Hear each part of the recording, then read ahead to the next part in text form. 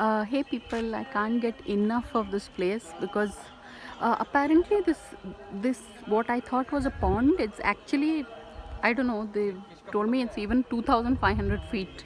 Like it's a real time pond and they built the temple around it. I thought it was the other way around, that they just, you know, kept some empty space so that water fills in, but apparently it's very deep. So that is quite interesting to note.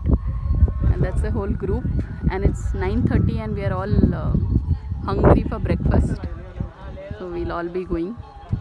And making these short little videos is always convenient, and today, as of today, it is easier to make the videos than yesterday. I think when you come to a place, you need to get used to the whole place and then you start recording. This is also a kind of learning for me.